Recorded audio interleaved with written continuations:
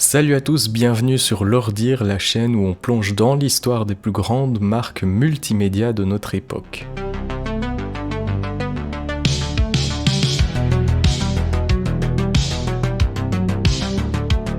Aujourd'hui, on commence fort avec Philips, une entreprise néerlandaise qui a révolutionné le monde de l'audio, mais pas seulement. Vous connaissez peut-être ces enceintes ou ces casques, mais saviez-vous que Philips est à l'origine du tout premier CD ? Allez, on rembobine et on part en 1891.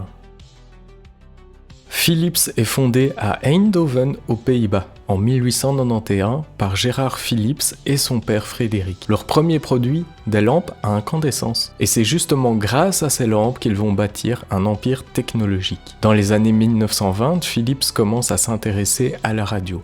En 1927, ils lancent leur premier poste radio qui rencontre un énorme succès en Europe. En quelques années, Philips devient un des plus grands fabricants de radios au monde. Ce succès marque donc le début de leur implication dans le son grand public. Dans les années 60, Philips lance une autre invention majeure, la cassette audio. C'est en 1963 que naît la célèbre Compact Cassette, un format audio révolutionnaire qui va dominer les années 70 et 80. Ce petit boîtier en plastique permet d'enregistrer facilement de la musique et devient l'allié des lecteurs portables, autoradio et chaîne hi-fi. À ce sujet, Philips aurait pu garder le brevet de la cassette, mais ils ont décidé de le rendre gratuit, permettant au format de s'imposer mondialement. Un choix stratégique qui a renforcé leur domination. On est maintenant au début des années 80, le monde de la musique est en pleine évolution, les cassettes sont partout, mais un vent de nouveautés souffle, et ce vent, c'est le numérique. C'est à ce moment-là que Philips et Sony décident de s'associer pour développer un nouveau format audio plus propre, plus durable et surtout sans contact physique comme les vinyles ou les bandes. Les contacts physiques réduisaient la durée de vie des supports, plus vous écoutiez le même vinyle ou la même cassette, plus sa durée de vie était raccourcie. Le fruit de cette collaboration, c'est le compact disc, plus connu sous le nom de CD. Mais pourquoi cette alliance ? À l'époque, Philips travaillait déjà sur un disque optique et Sony maîtrisait l'encodage numérique du son. Ensemble, ils combinent leurs forces pour créer un nouveau standard. Alors voici les deux caractéristiques du CD à l'époque. Il faisait 12 cm de diamètre et on pouvait y enregistrer dessus jusqu'à 74 minutes de musique. Et c'est là qu'il y a une petite anecdote intéressante à ce sujet. C'est le président de Sony, Norio Ohga, qui aurait insisté pour que le CD puisse contenir la 9e symphonie de Beethoven en entier. Résultat, 74 minutes, pas une de moins.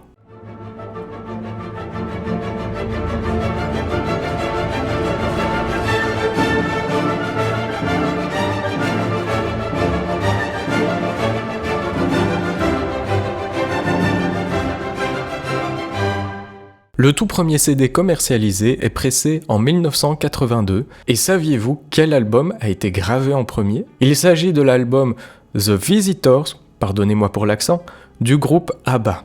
Un symbole, le début de l'ère numérique. Le premier lecteur CD, le Sony CDP-101, sort aussi en 1982, suivi de très près par les modèles Philips, comme par exemple le Philips CD582, qui lui par contre est sorti en 1987, et qui aujourd'hui est très recherché. Cela dit, je possède moi-même ce modèle et il dégage un son très riche, très rond, bref, un son magique. Très vite, le CD devient un énorme succès.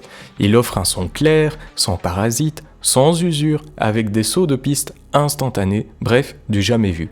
Les vinyles et cassettes prennent un sacré coup de vieux. À partir des années 90, le CD est partout, dans les salons, les voitures, les sacs à dos, avec les fameux Discman. Il devient donc le support musical dominant pendant près de 2 décennies. Et tout cela, on le doit à cette collaboration unique entre Philips et Sony. Sans eux, pas de CD, pas de lecteur, pas de jaquette qu'on collectionne, c'est une des avancées les plus marquantes de l'histoire du son grand public. Philips continue d'innover avec des chaînes hi-fi, des baladeurs CD, genre le CD-i, puis des produits plus numériques dans les années 2000. Mais petit à petit, la marque ralentit sur l'audio pur pour se recentrer sur la santé et les technologies médicales. Aujourd'hui, les produits audio Philips sont souvent sous licence, mais la marque reste un symbole historique du son domestique. À ce sujet, nous connaissons très bien Philips pour ses scanners, ses IRM, etc. Si vous avez déjà un jour passé un scanner ou une IRM dans votre vie, sachez que vous avez 9 chances sur 10 pour que ce soit un modèle de chez Philips. Philips, c'est plus d'un siècle d'innovation audio, de la lampe à filament à la musique numérique. Et même si la marque a changé de cap, son empreinte reste indélébile.